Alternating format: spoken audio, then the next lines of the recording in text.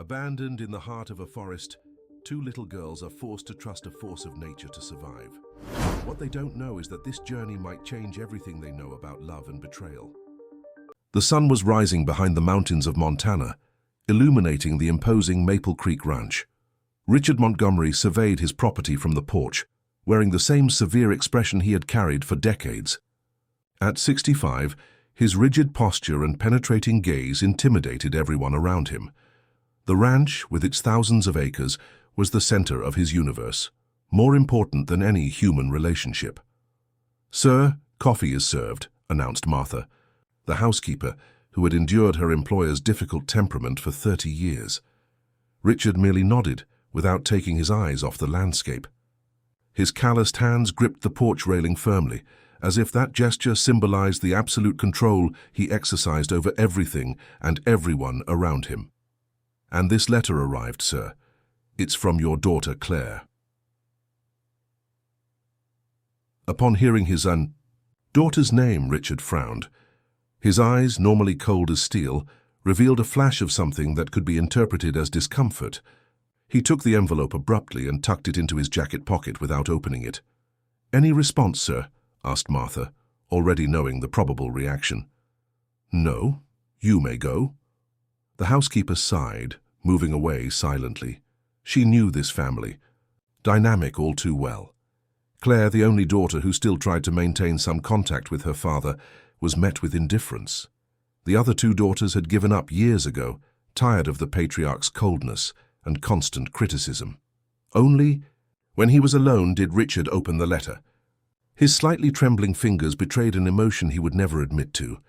As he read, his face transformed into a mask of displeasure. "I need your help, Father. I'm going through financial difficulties and need to find better work. I have no one to leave the girls with during this period. Could you take my daughters for a few weeks until I get myself reorganized?"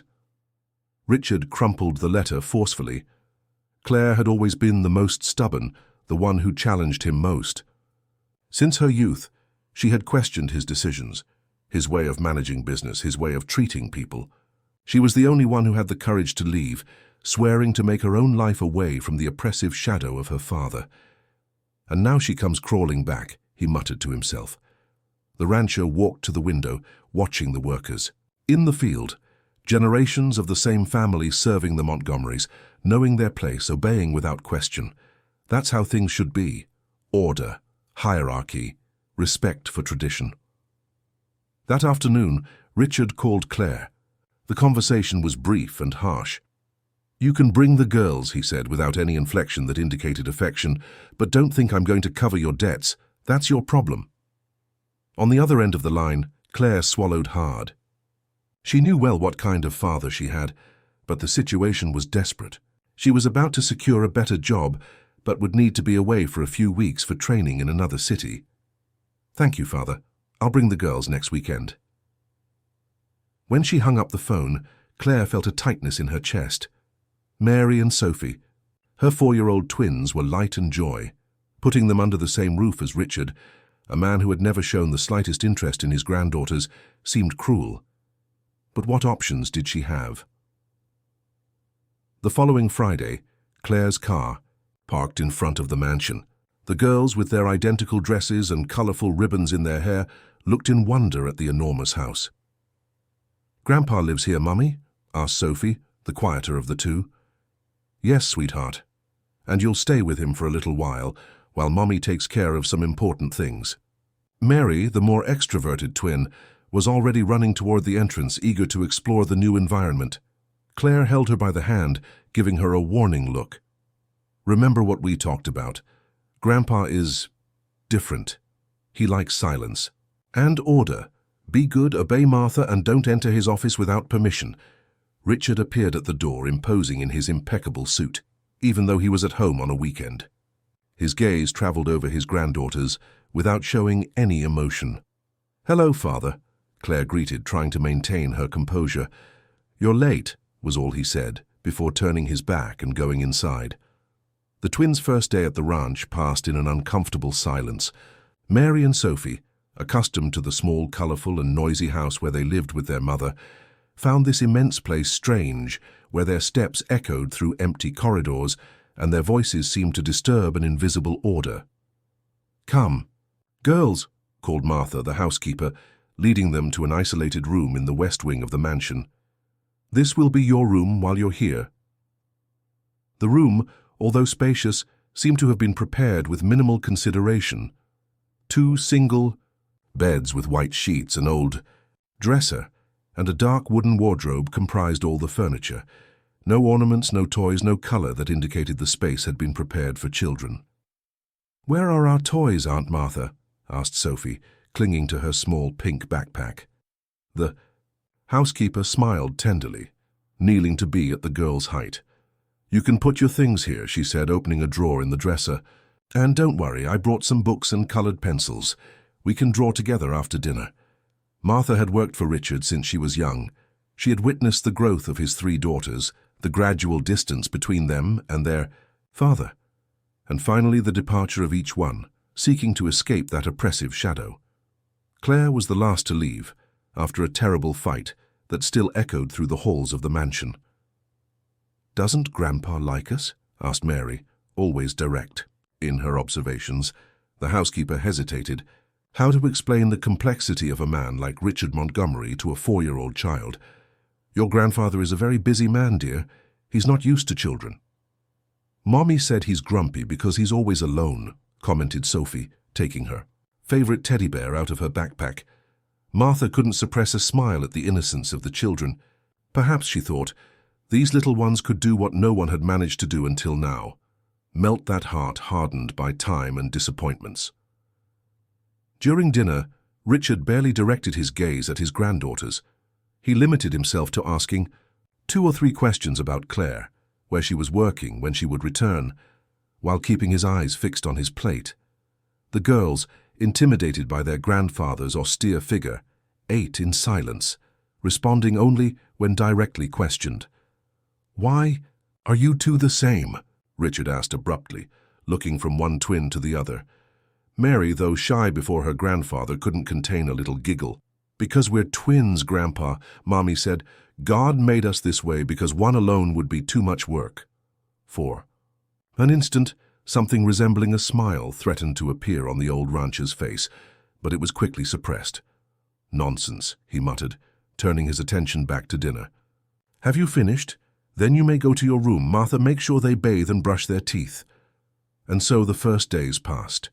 Richard kept his distance from his granddaughters, limiting himself to appearing during meals and making sure to demonstrate that their presence was merely a temporary inconvenience. Martha, on the other hand, dedicated all her free time to the little ones, telling stories, teaching them to make cookies in the kitchen, and showing them the safe corners of the vast garden where they could play. In the 3rd week, however, something began to change. Martha noticed that Richard was watching the girls from the window of his office as they played in the garden. His eyes seemed more attentive, as if trying to decipher those small creatures that invaded his territory. One Sunday afternoon, when Martha was off duty, the twins were under the care of Helen, the cook. Sophie, missing her mother, wouldn't stop crying, while Mary, trying to distract her, made funny faces. Helen, busy with dinner preparations, couldn't calm the girl down. That's when Richard appeared in the kitchen, attracted by the persistent crying. His closed expression indicated irritation. "What's all this noise? I can't concentrate." Sophie, frightened by her grandfather's thundering voice, cried even harder. Mary, protective as always, placed herself in front of her sister. "Sophie." "Mrs. Mommy," explained the little girl, facing her grandfather's severe gaze without being intimidated. "And my story isn't working. Do you know how to tell stories, Grandpa?" Richard seemed stunned by the direct question. For the first time in a long time, he didn't know how to react. "I don't have time for such nonsense," he answered. But his tone was no longer so harsh. "Please, Grandpa," insisted Mary, taking her grandfather's hand with naturalness. "Just one little story. Sophie will stop crying if you tell one." The old rancher looked at that tiny hand holding his with total confidence. Something inside him, something he thought had died a long time ago, stirred restlessly. "All right," he finally yielded. "One story. A short one." And so, contrary to all expectations, Richard Montgomery sat at the kitchen table and began to narrate, with a hesitant voice, the story of a stubborn calf that had gotten lost in the mountains. The girls listened, fascinated, and Sophie completely stopped crying, hypnotized by her grandfather's deep voice. When he finished the story, Richard stood up abruptly, as if he had awakened from a trance. "Now silence," he ordered. But his voice no longer carried the same coldness. "I have work to do." As he walked away, Mary shouted, "Thank you, Grandpa. Tomorrow we want another story." Richard didn't respond, but on his lips lingered something that, with a lot of goodwill, could be called a smile. While the twins were adapting to the ranch routine, something dark was taking shape in Richard's mind. Sitting in his office, enveloped by the dimness of late afternoon, the rancher carefully examined a stack of documents, among them a sales contract that could triple his already considerable fortune. "Mr. Montgomery, may I come in?" The voice of August, his lawyer and confidant for more than 20 years, interrupted his thoughts. "Come in quickly and close the door," ordered the rancher, quickly putting the documents in a drawer. "Did you bring the information I asked for?" August, a middle-aged man with astute eyes hidden behind thin-framed glasses, handed a folder to his employer. "It's all here. The mining company's proposal is really tempting. They want the entire western area of the ranch, including the forest reserve." Richard opened the folder with renewed interest. The International Mining Company was offering an astronomical amount for his land, but there was a deadlock. The area they most coveted, rich in rare minerals, was legally protected as part of his granddaughter's inheritance. When Claire's mother died years ago, Richard had made a legal maneuver that many would consider questionable. He registered a significant part of the land in the name of his granddaughters, who didn't even exist yet, in a strategy to avoid taxes. At the time, it seemed like a brilliant move, especially since he maintained total control over the properties until the heirs reached adulthood. "And what about the legal problem?" asked Richard, carefully choosing his words. August cleared his throat, visibly uncomfortable. "As your lawyer, I need to alert you that any attempt to sell these lands without the legal consent of the girls' guardians would be highly problematic." "Claire would never agree," muttered Richard, more to himself than to the lawyer. "She was always too sentimental about that forest, spent her whole childhood playing there with her sisters." "There is a possibility," began August hesitantly. "If you obtained legal custody of the girls, you could administer their assets as you saw fit, at least until they reach adulthood." Richard raised his eyes, suddenly interested. "And how would I get that? Claire would have to be considered unfit to raise them, or perhaps if she simply disappeared for long enough, abandoning her daughters." A heavy silence filled the office. What August was suggesting was more than unethical. It was a betrayal of his own daughter. Even for Richard, known for his hardness in business, this seemed to go beyond the acceptable. Yet the fortune that beckoned to him. "Leave me alone," he finally ordered. "I need to think." When the lawyer left, Richard went to the window. Outside, in the garden, the twins played under Martha's watchful eye. Sophie picked flowers while Mary chased a butterfly, laughing heartily. For a moment, Richard felt something close to regret. Perhaps there was another way. At that moment, his cell phone rang. It was the mining company representative pressing for an answer. The proposal deadline would expire in 2 weeks, and other ranchers in the region were already negotiating. If he lost this opportunity, he might never recover it. "I understand," Richard responded coldly. "You'll have my answer soon." He hung up the phone and continued observing his granddaughters. Their innocence, so pure, contrasted with the darkness of the thoughts that now dominated him. A plan was beginning to take shape in his mind, a plan that could solve all his problems at once. The next day, Richard surprised everyone by announcing, "During breakfast, I'm taking the girls for an outing tomorrow." Martha almost dropped the breadbasket, so great was the shock. In almost a month, this was the first time Richard had shown any initiative to spend time with his granddaughters. "An outing, Grandpa. Where to?" asked Mary, her eyes shining with excitement. "To the forest. There's a special place I want to show you." Sophie, normally shy, couldn't contain her joy. An outing with her grandfather seemed like the most extraordinary event in the world.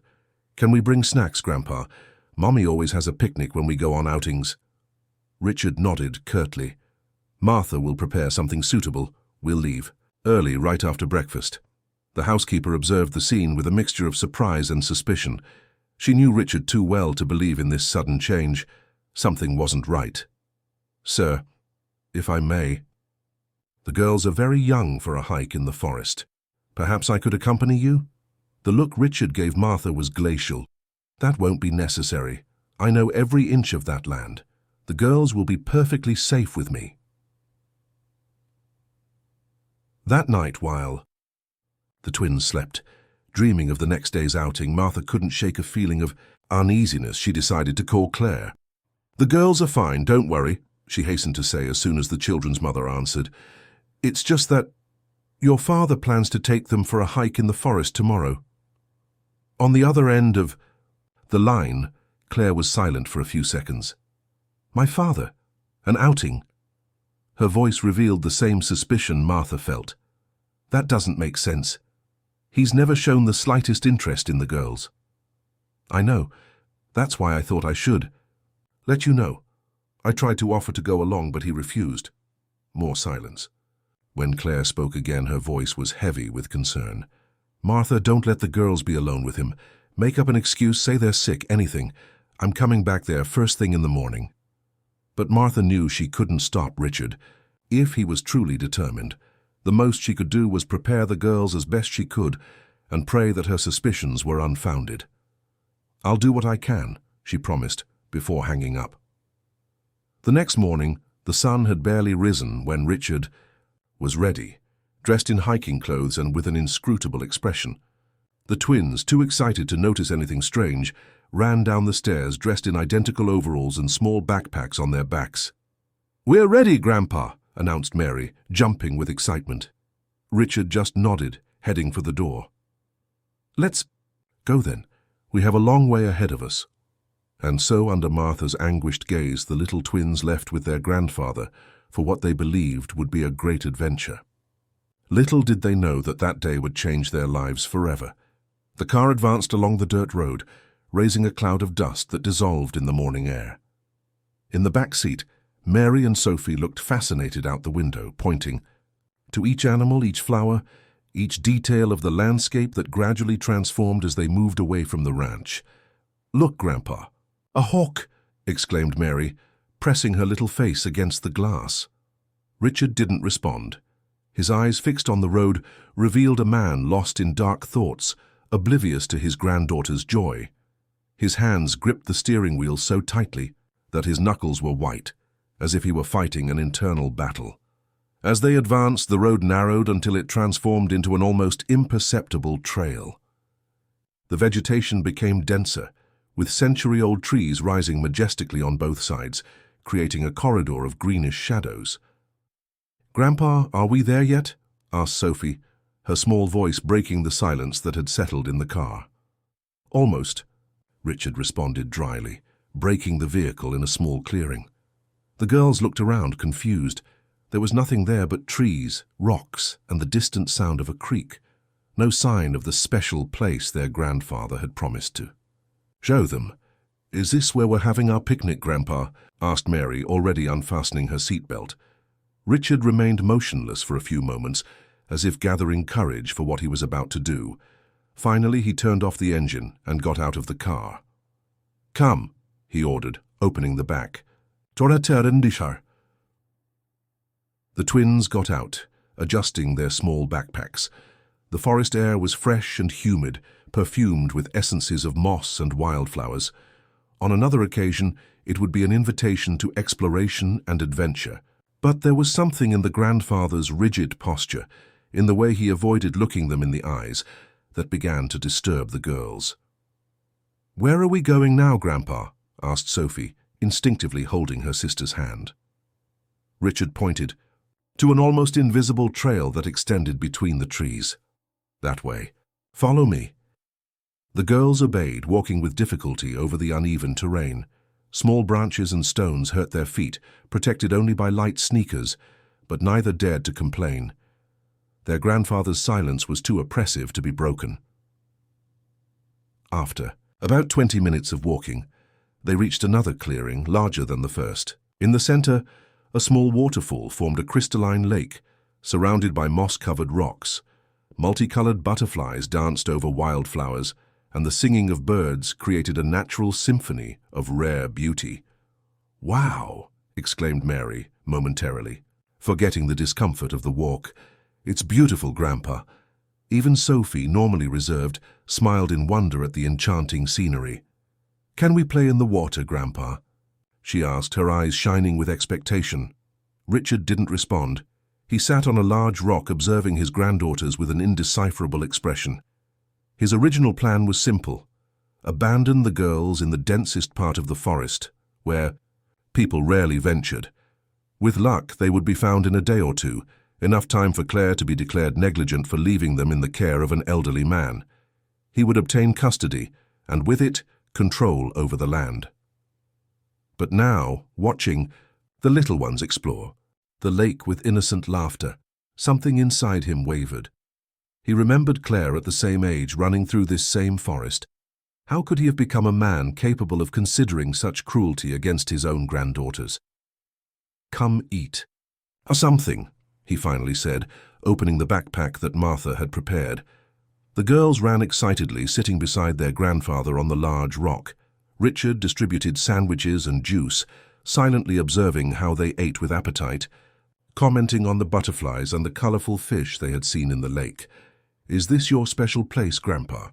asked Mary, biting into an apple. "It was your mother's favorite place when she was your age," he responded, surprising himself with the softness in his own voice. "Mommy came here." Sophie was fascinated with the idea. "Yes, she and your aunts, they even built a small cabin over there between those trees." "Can we see it, please, Grandpa?" the twins begged in unison. Richard hesitated. The cabin was just a memory now, probably reduced to rubble by time, but the girl's enthusiasm was contagious. "All right," he finally yielded, "but stay close to me. The forest can be dangerous for those who don't know it." He stood up, putting the remains of the snack in the backpack. The twins followed him closely, attentive to each word, each gesture. For them, the grumpy grandfather had suddenly transformed into a guide, a storyteller of the mother they loved so much. As they walked, Richard surprised himself by telling his granddaughters about Claire's adventures in the forest, how she once found a baby owl that had fallen from its nest and raised it hidden in her room, how she used to climb the tallest trees to spot the ranch in the distance, how one time she got lost and spent the entire night in the forest, being found in the morning sleeping peacefully under a tree. "Mommy was brave," commented Sophie admiringly. "Very," agreed Richard, with a tone of pride that he rarely allowed himself to show. "Braver than her sisters, braver than me sometimes." When they reached the site where the cabin had been, they found only some rotted boards and what remained of a small stone fireplace. But for the twins, those ruins were a treasure of inestimable value, a tangible connection with their mothers. Childhood. "Can we build another cabin, Grandpa?" asked Mary, already collecting fallen branches, "just like Mommy's."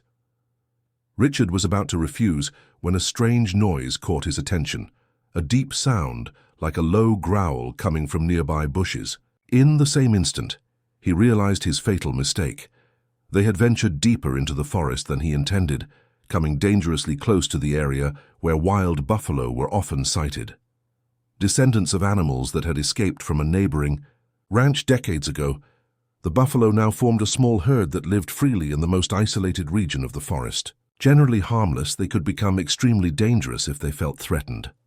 "Stay still," whispered Richard, pulling his granddaughters behind him. "Don't make any noise." But it was too late. The bushes shook violently, and to Richard's horror, a huge black buffalo emerged, its eyes fixed on the small group.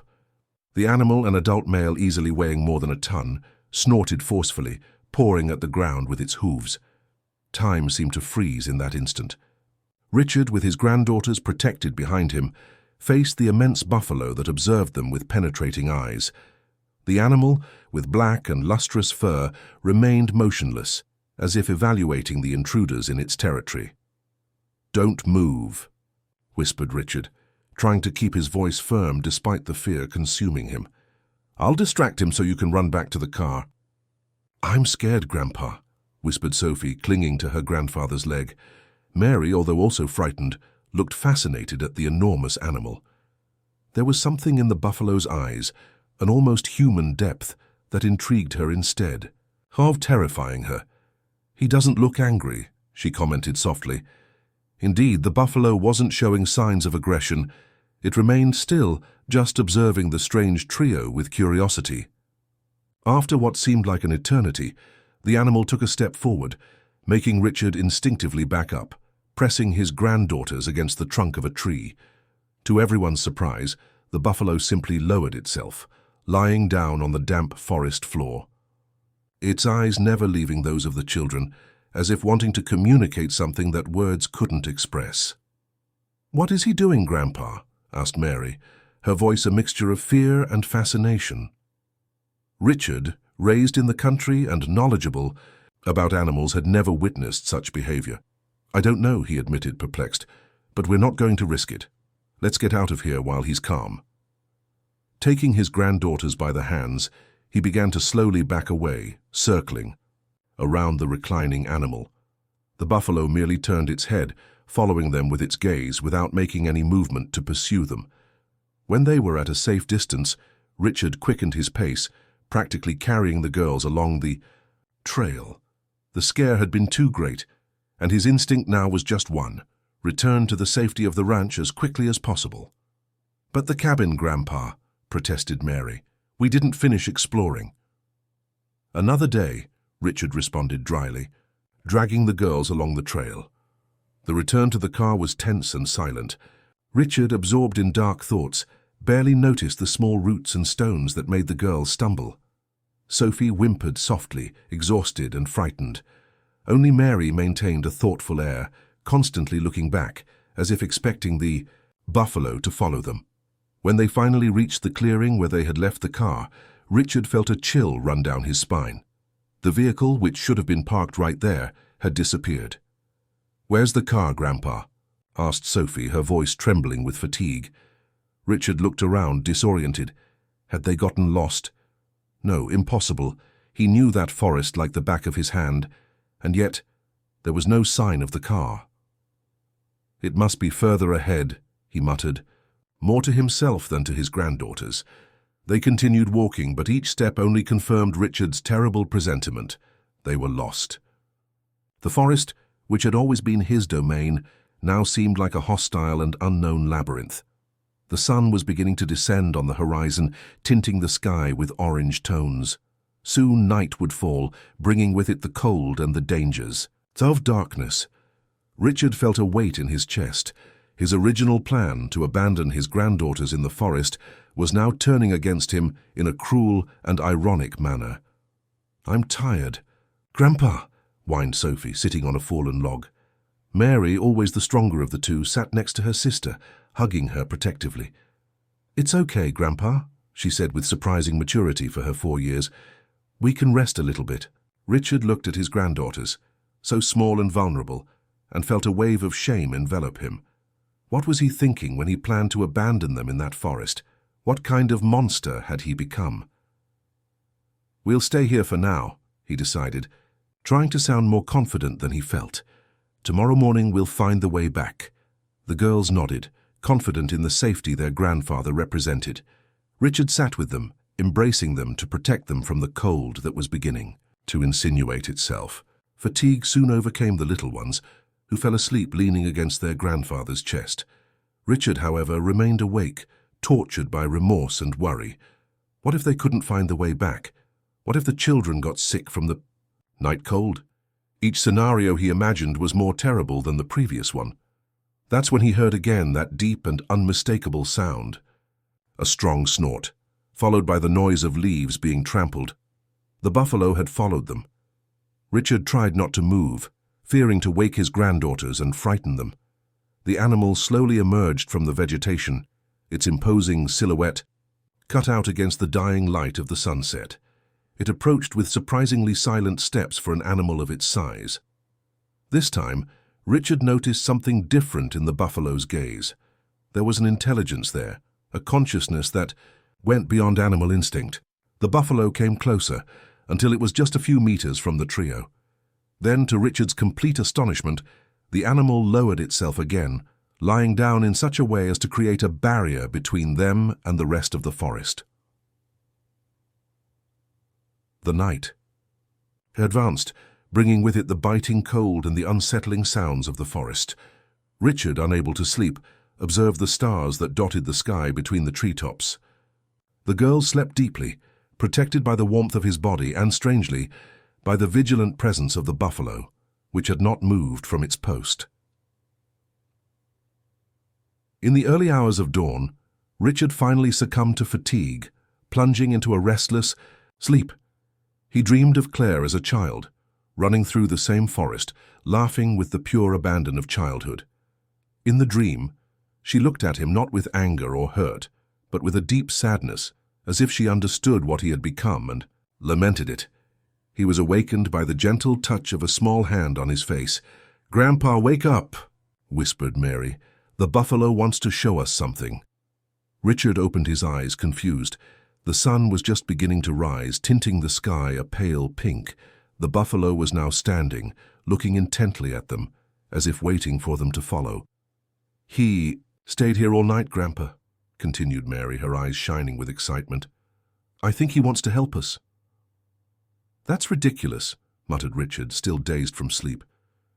"It's just an animal." But Sophie, now also awake, enthusiastically supported her sister's theory. "He's magical, Grandpa, like in the stories Aunt Martha tells." Richard was about to scold the girls for such fantasy when the buffalo took a few steps and stopped, looking back as if expecting them to follow. It did this several times until Mary, convinced of its intentions, began to follow it. "Wait," shouted Richard, holding Sophie by the hand and running after his more adventurous granddaughter. To his surprise, the buffalo indeed seemed to be guiding them along a specific path. It moved slowly, adjusting its pace so that the children's small legs could keep up. Richard, still skeptical but without a better alternative, followed the animal, keeping his granddaughters always close by. After almost an hour of walking, the buffalo led the strange group to a small clearing. Richard stopped, surprised to recognize the place. They weren't far from the main road that led to the ranch, but in a part of the forest he rarely visited. In the center of the clearing stood a rustic but well-preserved cabin. The dark wooden structure contrasted with the wildflowers that grew around it, creating an image almost out of a fairy tale. "A house, Grandpa, look!" shouted Sophie, pointing excitedly. Mary was already running toward the construction, followed closely by the buffalo, which seemed perfectly at ease in the location. "Wait," ordered Richard, recovering from his surprise. "We don't know who lives there." But his words came too late. The girls had already reached the door of the cabin, knocking with the innocence and confidence characteristic of childhood. Richard hurried to reach them, fearful of what or who they might find. The door opened slowly, revealing an elderly man with a white beard and gentle eyes. He wore simple work clothes and leaned on a hand-carved walking stick. Well, what do we have here?" muttered the old man, his gaze passing from the children to Richard and, finally, to the buffalo that observed everything a few meters away. "It seems Thunder has brought visitors."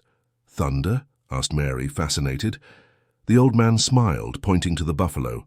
"This big fellow. Thunder is his name, or at least that's what I call him. He usually brings the lost creatures of the forest to me." Richard stepped forward, studying the man with caution. There was something familiar about him.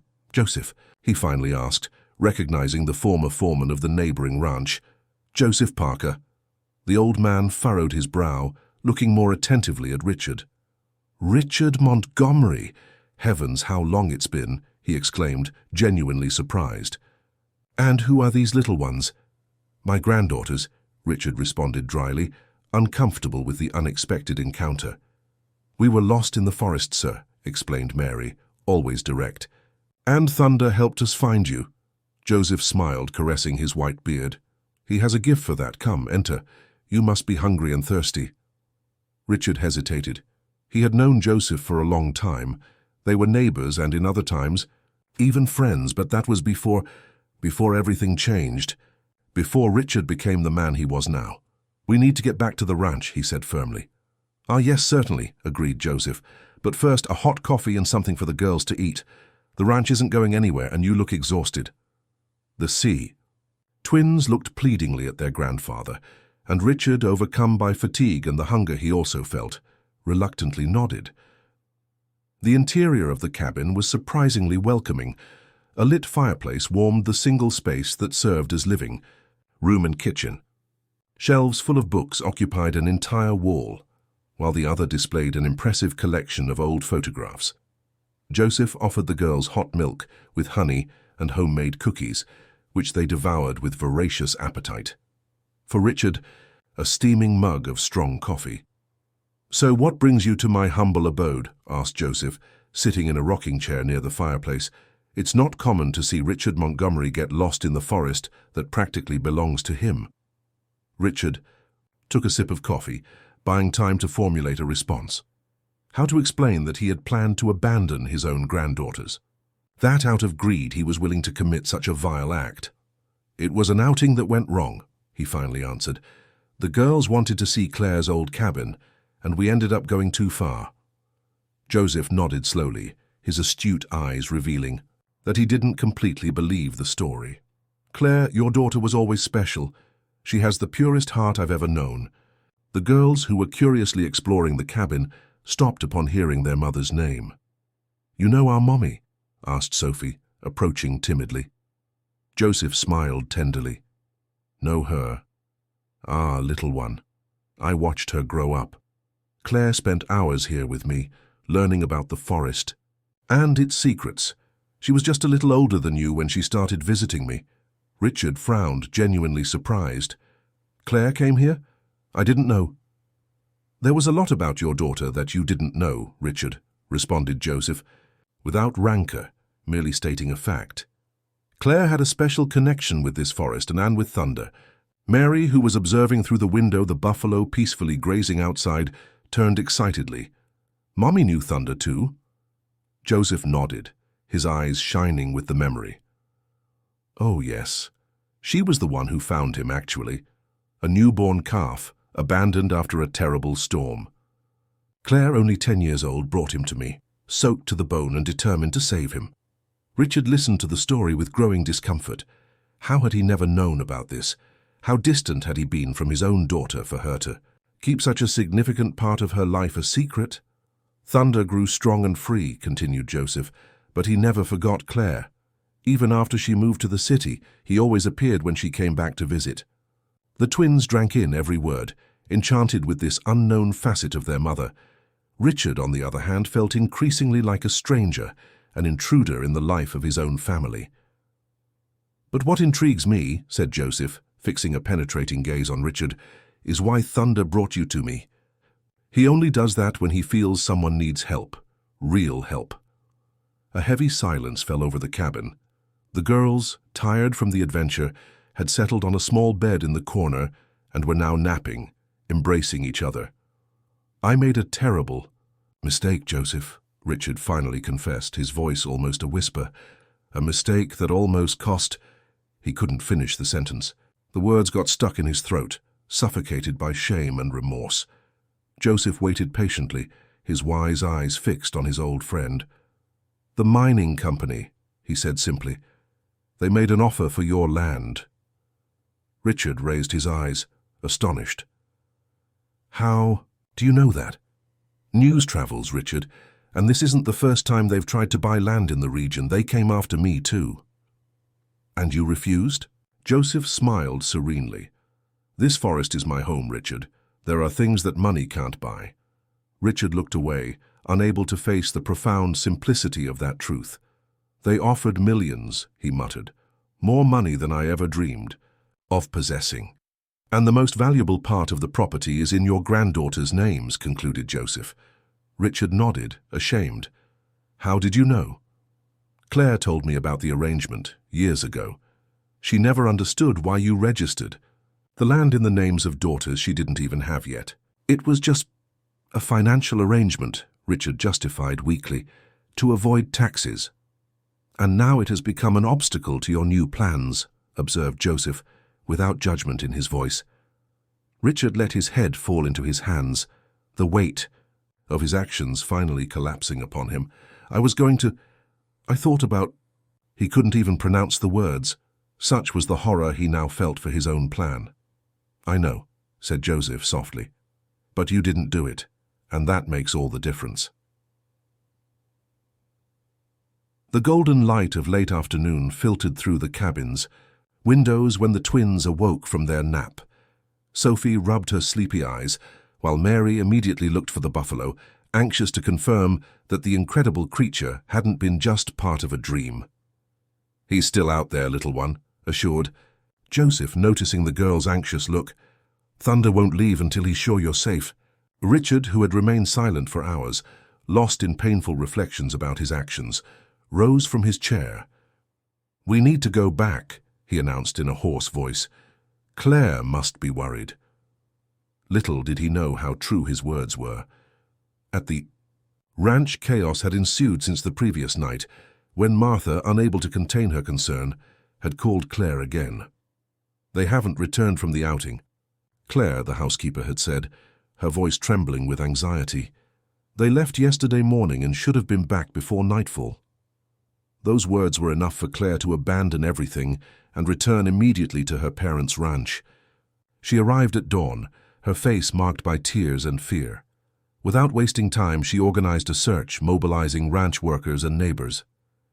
Now, as the sun began its descent on the horizon, dozens of people were combing the forest, calling out the names of the children and Richard. The possibility of an accident was becoming more frightening with each passing hour.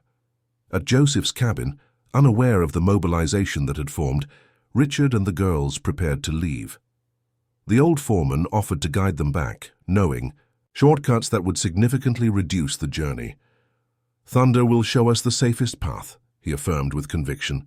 "He knows this forest better than any of us." Richard, who hours before would have ridiculed such a statement, now merely nodded, a new humility in his countenance. The experience in the forest, the fear, the regret, the revelation about Claire's bond with that place had shattered something inside him, making room for a different understanding of the world and of himself. They said goodbye to the cozy cabin, with the girls' promises to return to visit Uncle Joseph very soon. The buffalo waited patiently in the clearing, majestic under the golden light of the afternoon. When the group approached, the animal slightly inclined its head as if greeting them. "Can I ride him, Uncle Joseph?" asked Mary, her eyes shining with hope. The old man smiled, looking at Richard as if asking permission. To everyone's surprise, the rancher nodded. "If Thunder allows it," he answered, a hesitant smile appearing on his usually austere face. With Joseph's help, the twins were accommodated on the buffalo's broad back, shouting with joy at the unprecedented experience. Thunder seemed not to mind the light weight of the children, remaining calm and attentive to Joseph's instructions. "Hold on to the fur like this," the old man guided, adjusting the girl's little hands. "And remember, it's a privilege that Thunder rarely grants. Be gentle." They began the journey back, with the buffalo leading the way, guiding them through almost invisible trails that serpentined through the forest. Richard and Joseph followed right behind, talking in low voices, renewing the bonds of a long-forgotten friendship. "Why did you return to the forest, Joseph?" asked Richard, genuinely curious. After so many years working at the ranch, the old man smiled, his eyes traveling over the century-old trees that surrounded them, as if greeting old friends. "When Marilyn passed," he responded, referring to his wife who had died more than a decade ago, "the house became too empty. Here among the trees and animals, I never feel alone." Richard nodded, understanding for the first time the wisdom in the words of the former foreman. He himself had transformed loneliness into armor after the loss of his wife, pushing away his daughters and any possibility of genuine human connection. "But you never regretted it," he insisted, "leaving everything behind, the comfort, the security." Joseph chuckled softly, a welcoming sound like the crackling of a fireplace on a cold night. "You think I live in that cabin out of necessity, Richard? I have more money in the bank than I could ever spend. I live like this because I chose to, because I found peace among these trees." The revelation caught Richard by surprise. He had always presumed the old man lived in modest conditions for lack of options, not by conscious choice. So you could buy a mansion in New York, a yacht, travel the world, completed Joseph. Yes, I could. But I discovered that true wealth isn't in the things we possess, but in the connections we cultivate. With the land, with the animals, with the people we love. The words hit Richard like a revelation. His entire life had been dedicated to accumulating more land, more money, more power. And for what? To end his days alone, feared instead of loved, respected out of obligation instead of admired by choice. His thoughts were interrupted by distant shouts. Someone was calling for them. I think they've noticed our disappearance, he commented, feeling a pang of shame imagining the worry he must have caused. Joseph nodded, pointing to a clearing. Ahead. If we continue that way, we'll reach the main road in less than 20 minutes. Thunder already knows the path. As if understanding the words, the buffalo slightly quickened its pace, guiding them safely along the increasingly defined trail.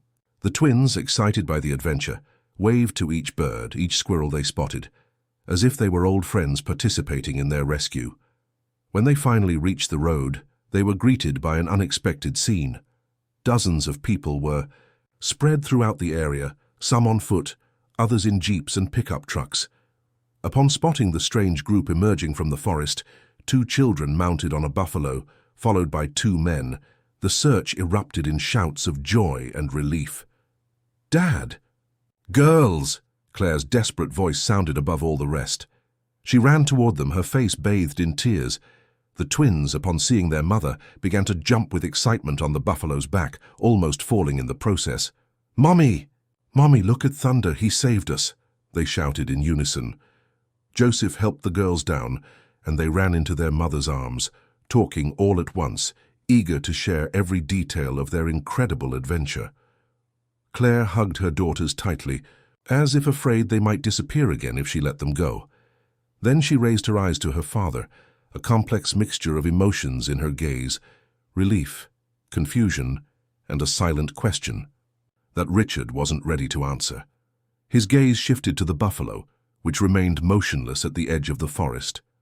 For an instant, something seemed to pass between Claire and the animal, a recognition, a silent communication that transcended words. Thunder, she murmured, and in her voice there was a tenderness that Richard had never heard before.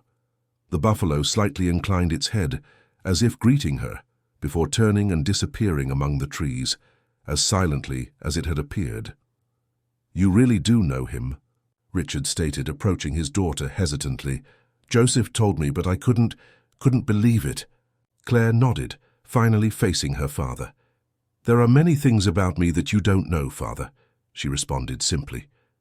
Richard lowered his eyes, the shame for what he had planned to do weighing more than all the riches he had ever coveted.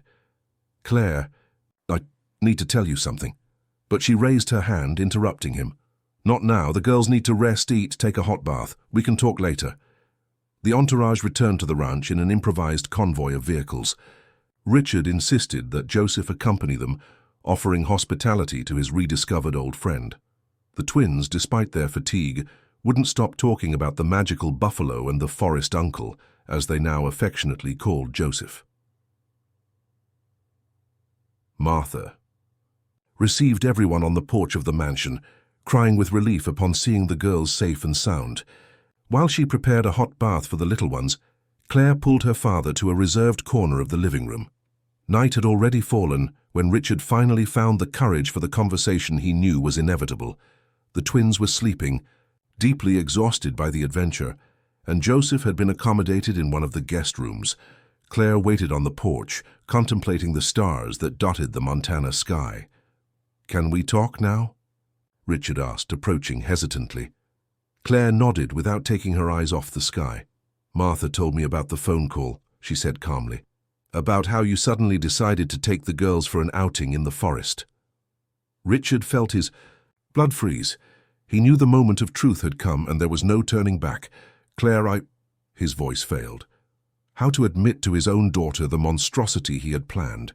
The mining company contacted you, didn't they? asked Claire, finally turning to face him. Her eyes, so similar to her mother's, shone with a perceptive intelligence that had always disconcerted him. They offered a fortune for the forest reserve. Lands. Richard widened his eyes, taken by surprise at his daughter's perspicacity. How did you know that? I work in the environmental sector, Dad. I found out about their interest in the region months ago. I just didn't imagine they would reach you so soon, or that you would consider the proposal. Richard sat heavily in the chair next to his daughter, suddenly feeling very old and tired. I not only considered it, Claire, He took a deep breath, gathering courage. I plan to get rid of the girls temporarily, leave them lost in the forest for a few hours, then find them and use the incident to question your capacity as a mother. Claire turned pale, bringing her hand to her mouth in a gesture of horror. You would do that to your own granddaughters? For money? I wasn't thinking clearly, admitted Richard, the words coming out as if tearing pieces of his soul. Ambition blinded me. But when we were there, when I saw the girls so small and vulnerable, something inside me awakened. I couldn't go ahead with the plan. And then you really got lost, completed Claire, her voice a mixture of disbelief and contained anger. Yes, a cruel irony. What I planned as a farce became real and almost... Richard couldn't complete the sentence. His throat closed with remorse. A heavy silence settled between father and daughter. The sound of crickets and the rustling of leaves in the trees seemed amplified in the quietness of the night. Why are the lands in the girls' names? Claire finally asked. That never made sense to me. Richard sighed. It was a maneuver to avoid taxes years ago. I put part of the lands in the names of future heirs, your children who at the time didn't even exist. It seemed like a brilliant move until this proposal from the mining company emerged. And these lands include the forest reserve, concluded Claire. Precisely the area they want most. Richard nodded without the courage to face his daughter. 10 times the market value, Claire. A fortune that would guarantee the future of generations. At the cost of destroying one of the last natural sanctuaries in the region. The place where thunder and so many other animals live. Where I spent the best moments of my childhood. Claire's voice rose slightly, laden with emotion. Is that the price you were willing to pay? Before Richard could respond, a familiar sound caught both their attention, a deep snort, followed by the noise of heavy hooves on the earth. At the edge of the garden, partially hidden by the penumbra, was thunder. The buffalo observed the scene with those eyes that seemed to contain the ancestral wisdom of the forest. Claire immediately stood up, walking toward the animal as if drawn by an invisible force. Richard followed, hesitant. He's never come here before, murmured Claire, caressing the buffalo's snout with a familiarity that only years of coexistence could explain. He must have followed our trail from the forest. Or perhaps he knew. We needed him, suggested Richard, surprising himself with the thought. Claire looked at her father, an enigmatic expression on her face. You've changed, Dad. Something happened in that forest. Richard nodded, feeling tears, the first in decades, blur his vision. I realized what I was about to lose, Claire. Not the land, not the money, but you. My family. The legacy that truly matters. Claire studied her father for a long moment, as if trying to see the truth behind the words. What she saw must have convinced her, for her countenance softened.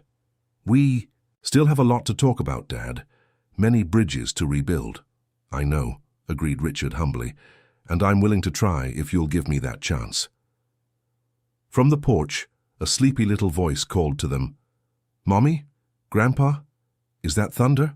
Mary, in her unicorn pajamas, ran barefoot across the lawn, followed closely by Sophie, who rubbed her eyes still heavy with sleep. The girls stopped, amazed, upon seeing the enormous buffalo in the garden.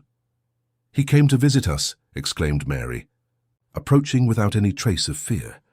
Sophie, always more cautious, held her mother's hand, but her eyes shone with excitement upon seeing again the friend from the forest. I think he came to say goodbye, said Claire softly, or perhaps just to check if we're all okay. Richard observed the scene with a lump in his throat. His granddaughters, his daughter, and that imposing creature united by a bond that transcended common understanding. A bond woven by time, by mutual respect, by genuine love for nature. It was at that moment under the starry Montana sky that Richard Montgomery made his decision.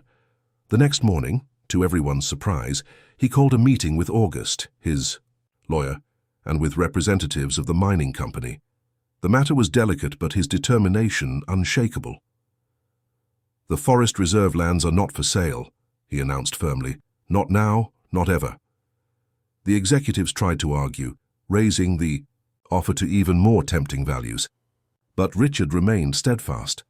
"In fact," he continued, ignoring the protests, "I'm here to propose something different. I want to officially transform the entire reserve area into a permanent natural sanctuary, protected by law, a legacy for my granddaughters and for future generations." August, astonished by the client's radical change, tried to intervene. "Richard, think carefully. This means giving up." "Nothing that really matters," completed the rancher. "I've already wasted too much time pursuing the wrong kind of wealth. August, I won't make the same mistake again." In the following weeks, Richard's transformation surprised everyone who knew him.